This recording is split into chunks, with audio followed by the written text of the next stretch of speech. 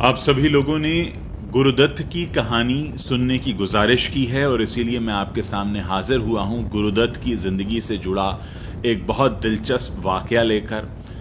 कह सकते हैं कि इस वाक़ये ने गुरुदत्त की ज़िंदगी हमेशा के लिए बदल दी, क्योंकि इस वजह से वो वहीदा रहमान से मिले और आप सभी जानते हैं कि वहीदा रहमान से मिलने के बाद गुरुदत्त की ज़िंदगी पूरी तरह से बदल गई थी। वो शादीशुदा थे गीता दत्त के साथ, लेकिन वहीदा रहमान के प्यार में पड़कर उनकी ज़िंदगी की कहानी पूरी तरह से बदल गई थी। खैर, आज हम ये जानते हैं कि गुरुदत्त और वहीदा रहमान की मुलाकात हुई कैसे थी। असल में ये एक एक्सीडेंट था जिसकी वजह से गुरुदत्त और वहीदा रहमान की मुलाकात हुई थी। मैं आपको इस एक्सीडेंट की पूरी दिलचस्प कहानी सुनाने वाला हूँ, लेकिन उससे पहले एक बात कि हमारी ज़िंदगी में अक्सर अचानक हुई मुलाकातें हमारी ज़िंदगी को हमेशा के लिए बदलने का मादा रखती हैं। और अक्सर होता यही है कि हमें ये लगता है कि हमारी ज़िंदगी में ये इत्तेफाक हुआ, लेकिन असल में वो इत्तेफाक भी पहले से प्लान्ड होता है, क्योंकि जिसने हमारी ज़िंदगी की कहानी लिखी है वो जानता है कि हमें कब, कहाँ, किससे और क्यों मिलवाना है। तो कुछ ऐसा ही हुआ था गुरुदत्त और वहीदा रहमान के साथ। असल में हुआ ये कि एक दिन गुरुदत्त को फ़ोन आया, और ये फ़ोन था हैदराबाद के उनके फिल्म डिस्ट्रीब्यूटर का, और वो उनको बहुत रिक्वेस्ट कर रहे थे कि आप कैसे भी करके एक बार हैदराबाद आ जाएं और यहाँ पर मैं आपको एक फ़िल्म दिखाना चाहता हूँ, मिसी अम्मा, जो यहाँ पर बहुत बड़ी हिट है, और मैं चाहता हूँ कि आप इस फिल्म को हिंदी में बनाएं। अब उस दौर में ऐसा हो नहीं सकता था कि आप कोई डीवीडी भेज दें या कोई लिंक भेज दें या किसी भी तरीके से आप फिल्म को दूसरे शहर में भेज सकें। इसलिए अगर गुरुदत्त को ये तेलुगु फिल्म देखनी थी मिसी अम्मा, तो उन्हें खुद हैदराबाद जाना पड़ता। अब क्योंकि इतनी रिक्वेस्ट की गई थी, तो इसलिए गुरुदत्त ने कहा कि चलो भाई चलते हैं। तो एक गाड़ी अरेंज की गई, कार, उसमें 3 लोग सवार हुए।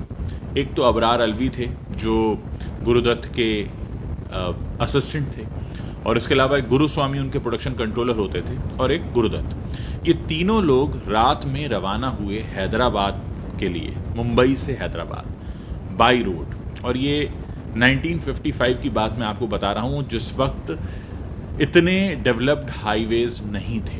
खैर, अब ये फिल्म देखने का जुनून था। जो ड्राइवर था वो रात भर बहुत थक गया था इतनी लंबी गाड़ी चलाकर। आप सोच सकते हैं कि उस ज़माने में ना तो इतने अच्छे गाड़ियाँ होती थी और ना इतने अच्छे सड़क होते थे जो रात भर का सफ़र करके और ड्राइवर को कोई थकान ना हो। आजकल हो जाती है, उस वक्त तो दौर ही अलग था। खैर, हुआ ये कि जैसे ही हैदराबाद शहर में एंटर हुई उनकी कार एक भैंस से जाकर टकरा गई, और ये टक्कर इतनी ज़ोर की थी कि गाड़ी भी डैमेज हुई, और हालत ये हो गई कि गाड़ी को तुरंत गैराज ले जाकर ठीक कराना होगा। अब खैर, गाड़ी को तो गैराज भेज दिया गया, और टैक्सी से गुरुदत्त, अबरार अलवी और गुरुस्वामी, ये तीनों लोग पहुंचे अपने उस हैदराबाद के फिल्म डिस्ट्रीब्यूटर के दफ्तर में। और वो देखकर बहुत खुश हुआ। वो उनको तुरंत लेकर गया उस थिएटर में जहां पर वो फिल्म चल रही थी, मिसी अम्मा। अब मिसी अम्मा दिखाई गई गुरुदत्त को। गुरुदत्त मिसी अम्मा देखकर बहुत इरिटेट हो गए, उनको पसंद ही नहीं आई वो फिल्म।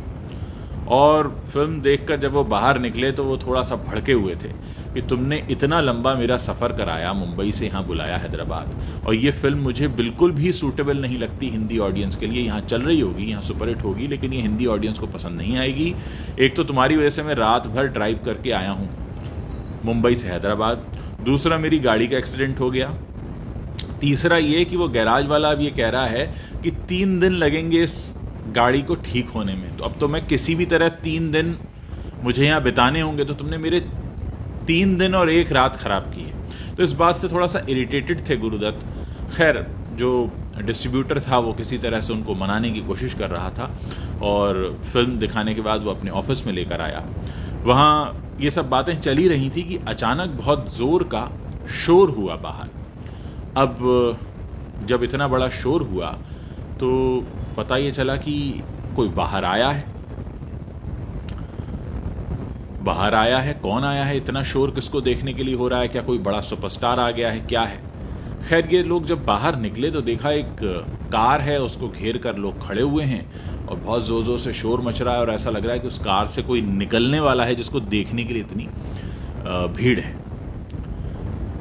अब गुरुदत्त के मन में एक्साइटमेंट होने लगा कि भाई ये क्या हो रहा है यहाँ पर। तभी उस गाड़ी में से एक बहुत खूबसूरत लड़की उतरती है।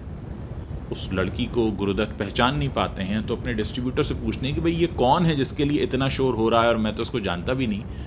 तो उन्होंने कहा कि एक फिल्म अभी आई है और उस फिल्म में इसका एक डांस है इस लड़की का, और वो इतना पॉपुलर हो गया है कि लोग इसको मिलना चाहते थे, देखना चाहते थे। इसलिए हैदराबाद में जितने भी सिनेमा घर मालिक हैं उन्होंने पैसा इकट्ठा किया और इनको स्पेशल इनविटेशन भेजा है। ये मद्रास से आई हैं, इनका नाम है वहीदा रहमान। अब वहीदा रहमान की खूबसूरती गुरुदत्त को अच्छी लग रही थी और इतना क्रेज वो अपनी आंखों के सामने देख रहे थे।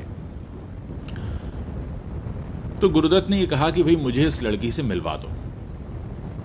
खैर, अब डिस्ट्रीब्यूटर के पास मामला ये था कि एक तो मैंने हैदराबाद बुला लिया है, फिल्म दिखाई, वो पसंद नहीं आई मिसी अम्मा, चलो शायद इस लड़की से मिलकर ही थोड़ा मूड ठीक हो गुरुदत्त का, और इतना क्रेज देख रहे हैं तो थोड़ा एक्साइटमेंट उन्हें भी होगा कि भाई ऐसी कौन अदाकारा है ये। खैर, एक मीटिंग फिक्स हुई और कहते हैं कि ये पहली मुलाकात थी वहीदा रहमान और गुरुदत्त की।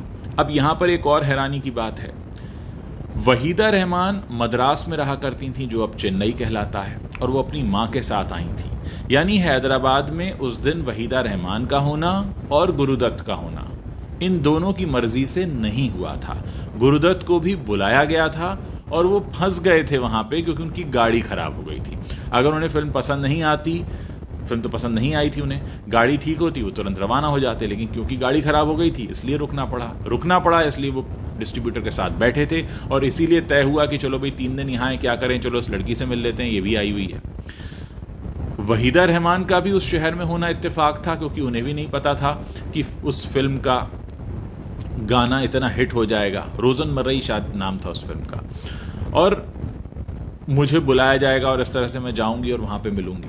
अच्छा, ये मुलाकात जो हुई गुरुदत्त और वहीदा रहमान की, इसमें कहते हैं कि बहुत ही लिमिटेड बातें हुई। जैसे उन्होंने पूछा आपको उर्दू आती है क्या आप डांस कर लेती हैं, बड़ी ही लिमिटेड सी बातें। पहली मुलाकात थी, दोनों एक दूसरे को जानते नहीं थे। गुरुदत्त तो तब भी बहुत बड़ा नाम थे, लेकिन वहीदा रहमान को गुरुदत्त के बारे में कोई इन्फॉर्मेशन नहीं थी। वो मद्रास में रहती थी, हिंदी फिल्में नहीं देखती थी, उनको पता ही नहीं था गुरुदत्त कौन है, ये फिल्म बनाते हैं, इनका कितना बड़ा नाम है या क्या है, कुछ भी ज़ीरो इन्फॉर्मेशन थी। उनके लिए गुरुदत्त एक अजनबी थे।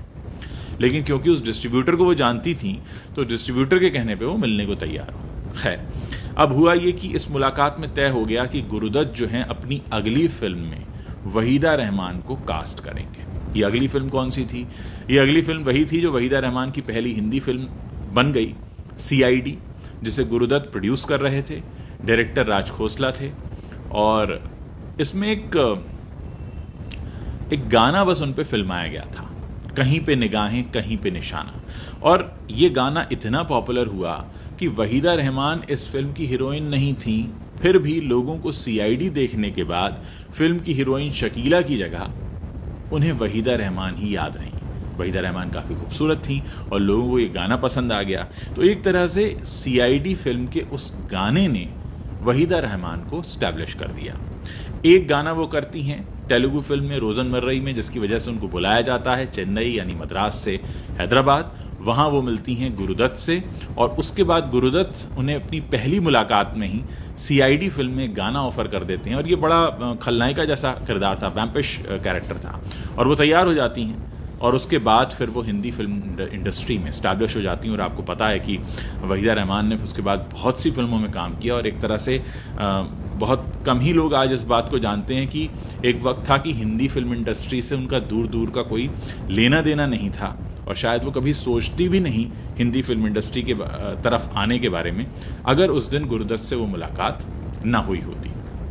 मैं आपको ये भी बता दूं कि 1955 का मैं जिक्र कर रहा हूं, इसके बाद सिर्फ 9 साल जीवित रहे गुरुदत्त।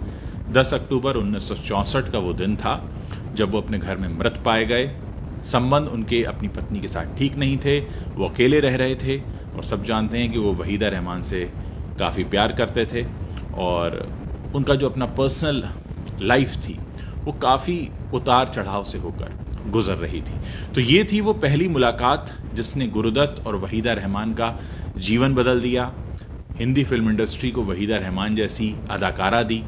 और जाते जाते मैं बस यही कहना चाहूँगा कि जब भी आपकी ज़िंदगी में कुछ अचानक हो तो आप ये मत समझिएगा कि ये बस इत्तेफाक है, क्योंकि इत्तेफाक होने की भी वजह होती हैं और बहुत सारे लोग उसके कारण बन जाते हैं। अगर आगे भी आप इस तरह की कहानियाँ सुनना चाहते हैं तो इस चैनल को सब्सक्राइब कर सकते हैं। अगर ये वीडियो पसंद आया हो तो इसे अपने दोस्तों के साथ शेयर करना मत भूलिएगा।